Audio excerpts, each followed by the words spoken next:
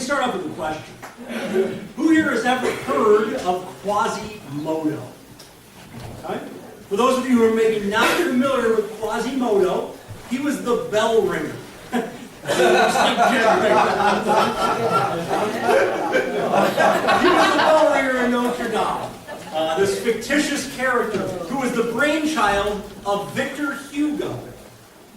Quasimodo, he was not known for being a good-looking dude.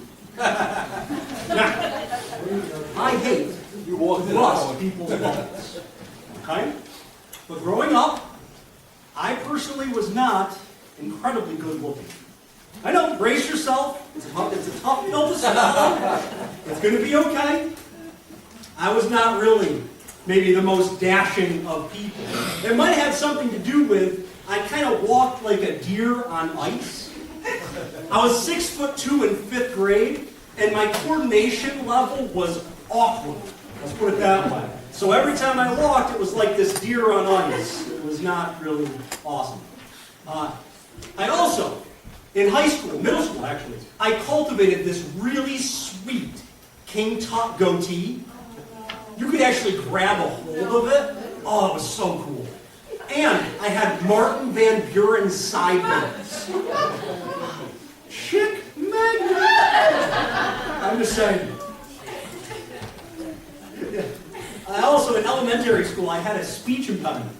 And I would talk and I would refer to myself, and I don't know why I had this third-person complex, but I would refer to myself as Jonathan Robert Rayder the Third.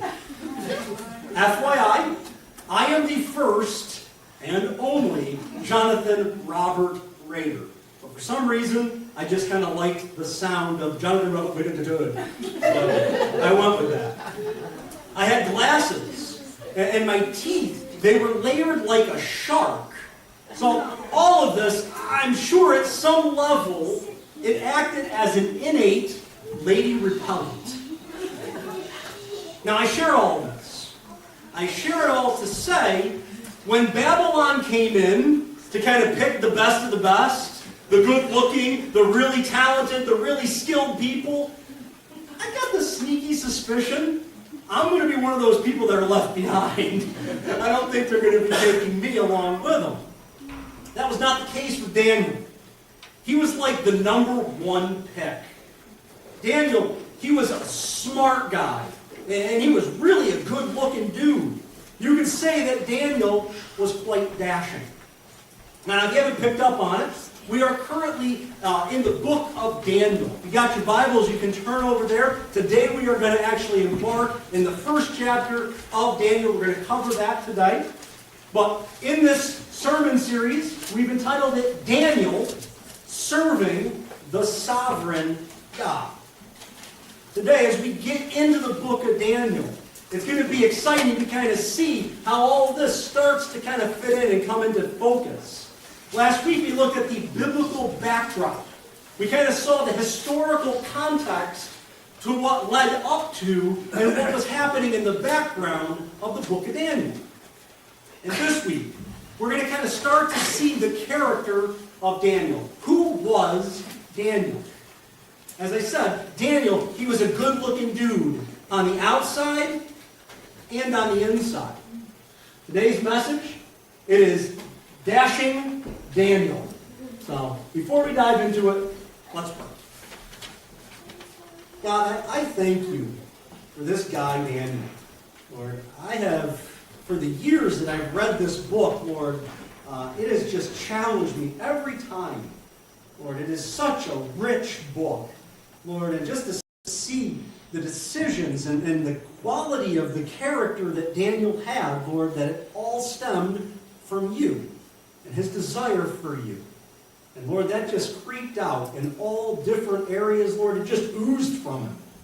And it was something that drew people to him, Lord. It was things that just separated him from the rest of the crowd. Lord, there was something special about Daniel. He was a good-looking dude on the inside and on the out. And I thank you for that. And God, I just pray that you speak to our hearts today. That you just meet us here today and you challenge us from your word. And we pray this in your precious name. Amen. It's believed that the book of Daniel, it was written between 540 and 530 BC. And it was written by a guy, a prophet, by the name of Daniel. And he lived through the span of the Babylonian captivity. From the reign of Babylonian King Nebuchadnezzar, 605 BC, to at least the reign of the Medo-Persian king Cyrus, which was 536. Now, I want you to put this in perspective for a second. It is believed that Daniel was between 15 and 17 when he was taken into captivity. So, for just argument's sake, say he was 17 or 16 years old. 16 when he was taken into captivity. What that would mean, in the third year of Cyrus the king, in his reign, Daniel would have been 85 years old at this point. And you can kind of see that in Daniel 10:1. It says, in the third year of Cyrus, king of Persia, a message was revealed to Daniel, who was named Belshazzar. And the message was true and one of great conflict. But he understood the message, and he understood and had an understanding of the vision. So his time as a minister was up until at least the third year of Cyrus, the king of Persia. There's some other interesting tidbits about Daniel. There's not an awful lot known about Daniel's family, but what you can see from the very beginning in chapter 1, that Daniel, he was born either into the royal family or that he was of noble birth. There was something, again, that separated him. You see that in Daniel chapter 1, and you'll see that in 3. It's chapter 1. 3 and 6. It says, then the king ordered Ashpenaz, the chief of his officials, to bring in some of the sons of Israel, including some of the royal family and of the nobles. Now among them, from the sons of Judah were Daniel, Hananiah, Mishael, and Azariah. You look at some of the contemporaries. There was a contemporary when Daniel was out and around. His name was Ezekiel. And Ezekiel, he recognized that Daniel was a righteous guy. And he knew that there was something different about him. And you see that in Ezekiel 14 and 20. Even though these three men, Noah, Daniel, Job, were in its midst, by their own righteousness, they could not deliver themselves, declares the Lord God. So he recognizes there was something special about them, that they were unique, that they were righteous, but their own righteousness still wasn't enough. They still fell short of the glory and honor of God. And it continues on. Even though Noah, Daniel, and Job were in its midst, as I live, declares the Lord, they could not deliver either the sons or their daughters. They would deliver only themselves by their righteousness. So, again, there was an element of them being good people. From the outside looking at them, they were good people. Daniel, he was a physically attractive and mentally sharp individual. He stood out. He was a really attractive guy and mentally intelligent. You see that in Daniel 1:4. Youths in whom was no defect, who were good-looking, showing intelligence in every branch of wisdom, endowed with understanding and discerning knowledge, and who had ability for serving in the king's court. And he ordered him to teach them the literature and language of the Chaldeans. Now there's one more thing I want to stop before we go in and actually dig into the first chapter and the first verse of Daniel. The word Chaldean, okay? I want us to be aware, because that word is going to appear a lot in this book. The word Chaldean or Chaldeans, it can refer to the people in Babylon as a whole, but more specifically, it refers to the people in the southern part of Babylon. This place of the Chaldeans. That's who it's referring to in specific terms, but as a whole broad brush stroke, it's referring to just the people in Babylon. So when you hear the Chaldeans, it's okay to just think the Babylonians. It's one and the same as we're going through this. So, chapter 1 of Daniel, verses 1 and 2. We'll start there. It says, "In the 3rd year of the reign of Jehoiakim, king of Judah, Nebuchadnezzar, king of Babylon, came to Jerusalem and besieged it. The Lord gave Jehoiakim, king of Judah, into his hand, along with some of the vessels of the house of God. And he brought them to the land of Shinar." Now, that's a plain in Babylon, just for historical map context for you. "To the house of his God. And he brought the vessels into the treasury of his God." So we kind of talked about this a little bit last week, but in about 605 BC, King Nebuchadnezzar, he first attacked Jerusalem. And there's a victory that takes place there. And King Nebuchadnezzar, he brings back some items with him from that wonderful, glorious temple of King Solomon. He brings them back to Babylon. And you can continue on in verses... What's happening? I'm going backwards. I'm not sure why. I think your mouse is on the back arrow. Oh, thank you.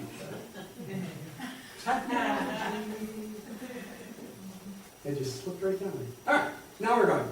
So, in Daniel 1, 3 through 4, "Then the king ordered Ashpenaz, the chief of his officials, to bring in some of the sons of Israel, including some of the royal family and of the nobles, youths in whom was no defect, who were good-looking, showing intelligence in every branch of wisdom, endowed with understanding and discerning knowledge, and who had ability for serving in the king's court. And he ordered him to teach them the literature and language of the Chaldeans." Now, not only were there items that were brought from the temple, but there were also people. And these people, they were specifically young, intellectually gifted, and good-looking people from the royal family and other nobles. And these young people, they are taken, and they are the cream of the crop. They are the best of the best that the kingdom of Judah has to offer. And they're the ones that are taken. Now, it's interesting. These young, impressionable people, they were brought to Babylon. And they were taught. And they were instructed. You could actually say that they were indoctrinated. That was really the process that they were going to be put through, was this almost indoctrination of the Babylonian culture and the knowledge of the Babylonians. There was a plan that they had in place. When the Babylonians came to take over people, they would kind of get them to go through their whole little process. They'd take some of the best of them and get them used to their own culture and their own knowledge. And this way was to kind of brainstorm the youth. I want you to listen to this plan that was aimed to changing these impressionable minds. It continues on in verses 5 and 7. It says, "The king appointed for them a daily ration from the king's choice food, and from the wine which he drank, and appointed that they should be educated 3 years, at the end of which they were to enter the king's personal service. Now among them, from the sons of Judah, were Daniel, Hananiah, Mishael, and Azariah. Then the commander of the officials assigned new names to them. To Daniel, he assigned the name Belshazzar. To Hananiah, Shadrach. To Mishael, Meshach. And to Azariah, Abednego. So the strategy, or maybe better put, the plan to mold these impressionable minds, they were going to be given new names, which had some religious implications, but they were also going to be given a new religion. They were going to be given a new land. They were going to be given a new culture. They were going to be given a new language. And they were going to be given a new education. And Daniel, as he kind of comes in contact with this, everything that he was familiar with, it changed drastically. The moment he was taken, the moment he was plopped into Babylon, his life was changed. You got to think about how Daniel, he processes this. Daniel, he accepts everything except for the whole religion. This new religion, that was not something he was willing to compromise. He was going to be he was going to be absolutely committed to who he served, the God of the universe, the God of Abraham, Isaac, and Jacob, his forefathers. Even the external pressures didn't change Daniel's internal principles. No matter what, Daniel, he sought after God, and he never lost that. That was something that he continued to do from the moment he accepted God to the moment he continued to minister through. I love how A.W. Tozer puts this. I want you to listen to it. He says, "How tragic that we in this dark day have had our seeking done for us by our teachers. Everything is made to center upon the initial act of accepting Christ, a term, incidentally, which is not found in the Bible. And we are not expected thereafter to crave any further revelation of God to our souls. We have been snared in the coils of spurious logic, which insists that if we have found him, we need no more seek him." Daniel, he sought after God, and that was never something that he lost. No matter the changes, Daniel, he was committed to being sold out for God. He desired God and that relationship with him. That was what motivated Daniel. He hungered and thirsted. He hungered and thirsted after God. That leads me to a question. Is that true about us? If we kind of analyze and process stuff in our own life, do we desire God? Do we hunger and thirst after him? Is that a passion of ours that we just got to pursue and seek, even after we've initially entered into a relationship? Or does it stop after we've entered into that relationship and then grow cold? I want us to be committed. You know, the next thing, this is one of my favorite verses in all of the Bible. I love this verse. Daniel 1:8. And it says there in Daniel 1:8, "But Daniel made up his mind." Other translations say Daniel purposed in his heart that he would not defile himself with the king's choice food or with the wine which he drank. So he sought permission from the commander of the officials that he might not defile himself. There is so much that can be learned from this one verse. You could spend days and years and just never exhaust the things that you can learn from this. Daniel, he came face to face. If you want to boil it down a little bit, he came face to face with something that he knew would be in violation of what God wanted. And God, he expressly forbid eating specific unclean foods. If you want to look at that list, it's in Leviticus 11. You can feel free to do that. But I kind of processed this, and as I'm thinking about it, I try to put myself in Daniel's shoes. I wonder if the words that are found in Exodus 34, 12 through 17, if these words, if they rang around in Daniel's head.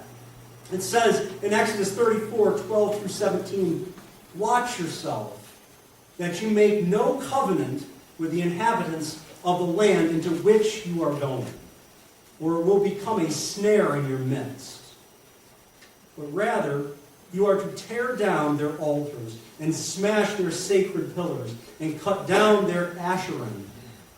For you shall not worship any other god, for the Lord, whose name is jealous, is a jealous God.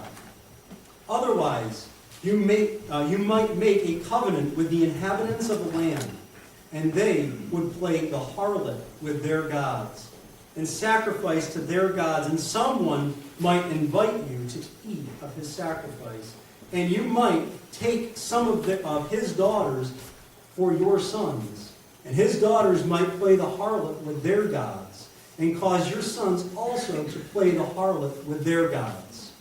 You shall make for yourself no molten gods. Now, I understand the context of this. It's talking to the children of Israel before they go into the promised land. But all Scripture is profitable.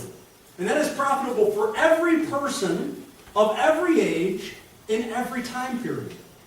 And it's easy to kind of get into a place where we start to compromise, where we make maybe these small little advances towards the wrong stuff.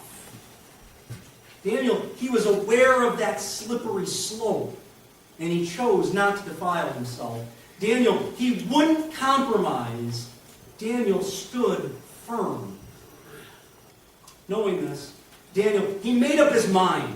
Daniel purposed in his heart not to defile himself with the king's food and drink.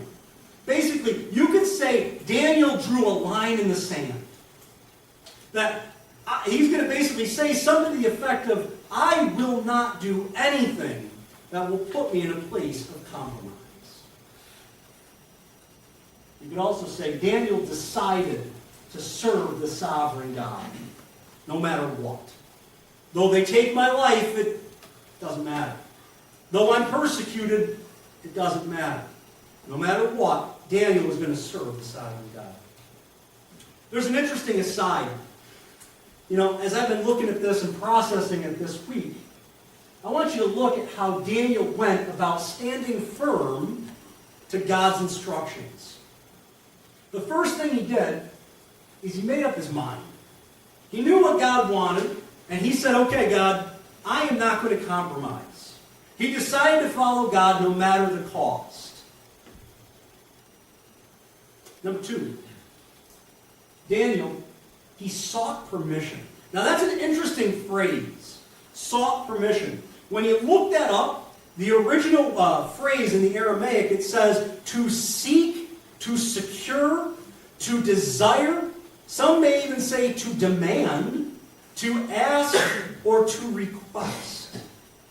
Now, Daniel knew that he was going to be committed to what God had called him to do. But he strived to be above reproach in all areas. And the way that he was going to handle this, even though he knew he was right and he knew what he was going to do, he wanted to go about it in the right way. And that's so important for us. We can know the right thing to do, but do it in all the wrong ways. Number three, Daniel stuck his neck out. If you look at Daniel 1, 9 through 13, it says, Now God granted Daniel favor and compassion in the sight of the commander of the officials. And the commander of the officials said to Daniel, I am afraid of my lord the king, who has appointed your food and your drink. For why should he see your faces looking more haggard than the youths who are your own age? Then you would make me forfeit my head to the king. But Daniel said to the overseer, whom the commander of the officials had appointed over Daniel, Hananiah, Mishael, and Azariah, Please test your servants for 10 days, and let us be given some vegetables to eat and water to drink. Then let our appearance be observed in your presence, and the appearance of the youths who are eating the king's choice food, and deal with your servants according to what you see. Apparently, Daniel, he had already begun to kind of make a name for himself among the Babylonians. There was something that was having Daniel stand out from the crowd. He looked a little different. Now, there's an example of this. My wife and I, we have been watching this show called Genius Junior. And it's a really cool show. What it does is it pits these intellectually gifted kids. They are so smart. I'm just sitting there going, four, and they're just going on. They spell words backwards, and they're just so smart. But these kids, they're in this show, and they're broken up, and they compete in teams of 3.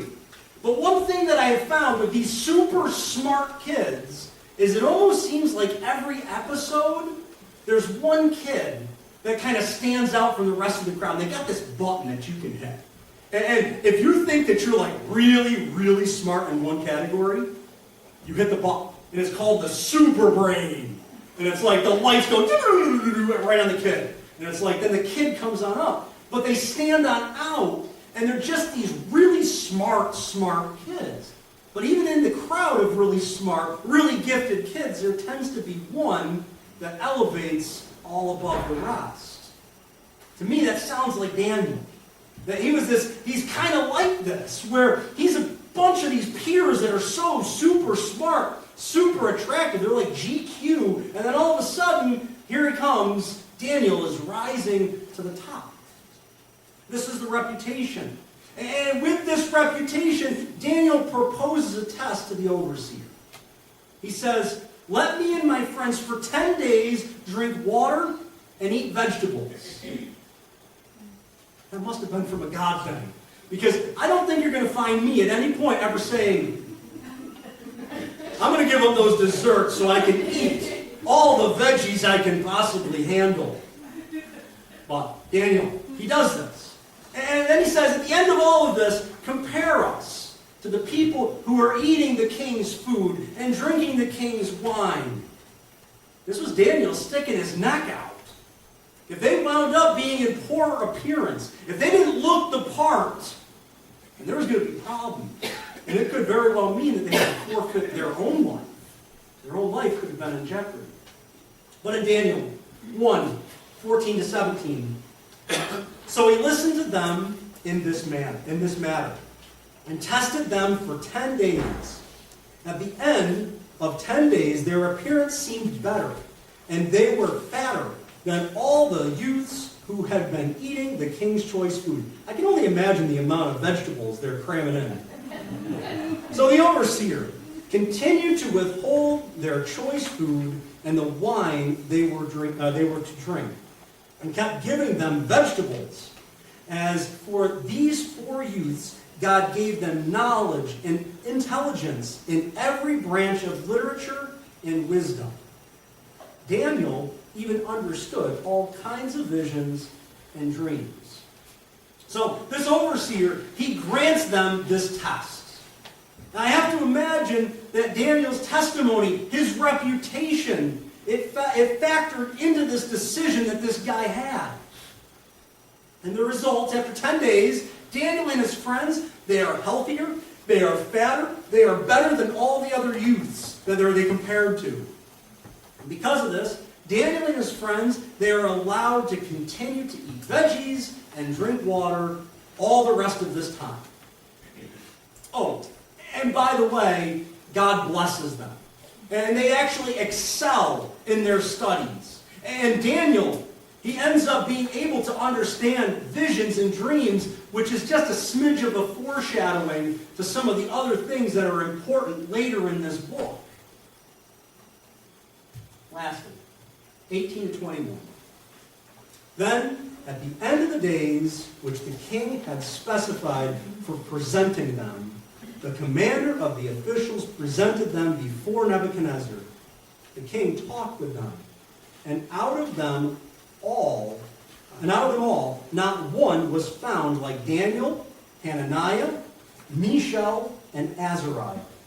So they entered the king's personal service.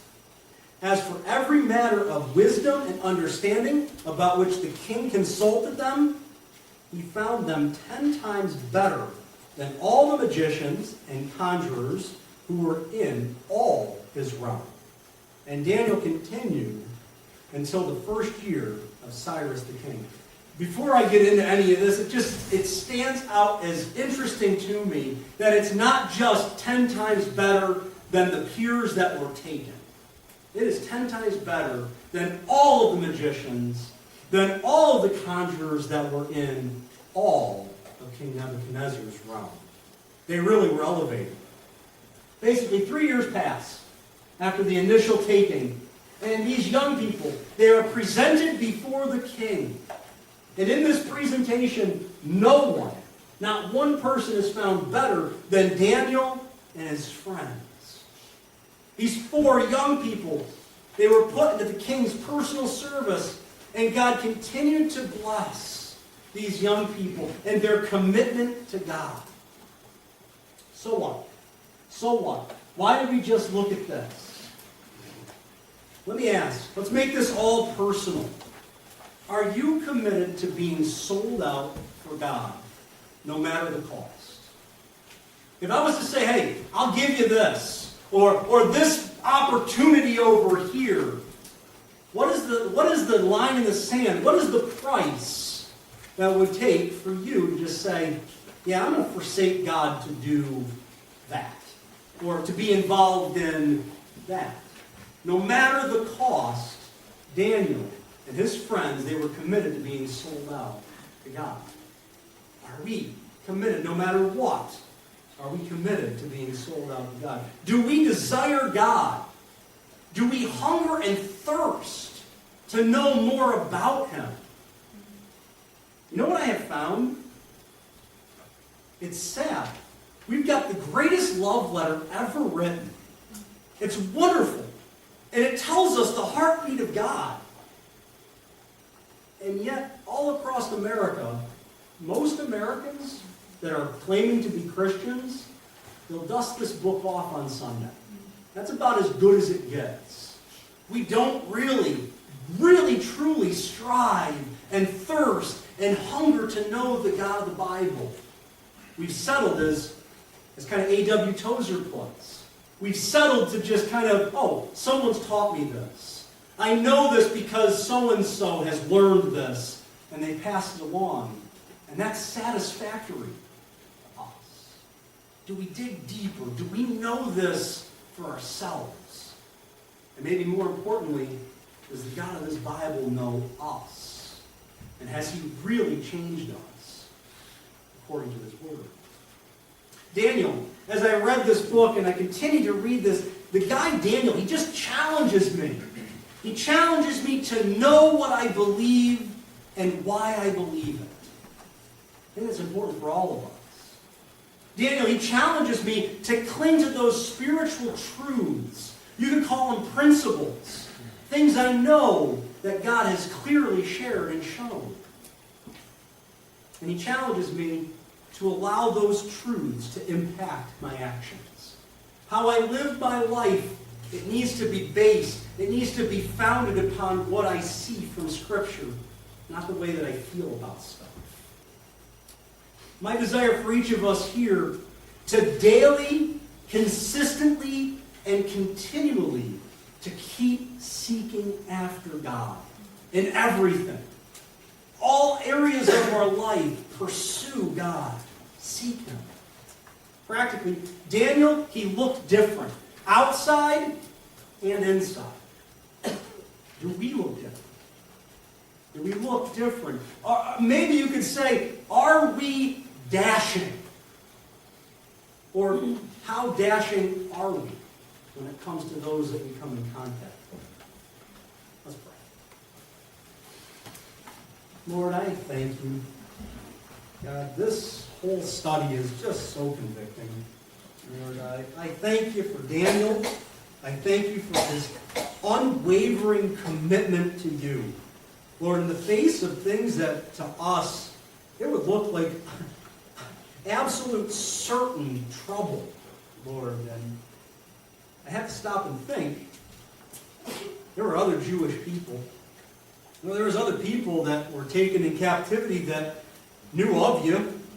Maybe some of them even knew you personally, Lord, but I don't have anything written about them.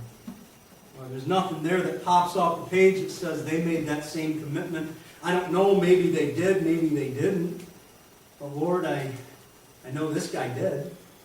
There's things recorded about that. When I think about that in my own life, Lord, it doesn't matter what the majority does. It doesn't matter what the crowds go and flock to. What matters, Lord, is what you say about something. Lord, how do I respond to that? Am I humbly in service to that? Lord, am I absolutely following your direction at all costs? Or am I putting my own timetable, my own plans, my own agenda above yours? May that never be the case. Lord, I desire that in my life to absolutely apply what I learned. Lord, may we do that today. And may you just work in us and through us, however you see fit. In praise in your precious name. Amen.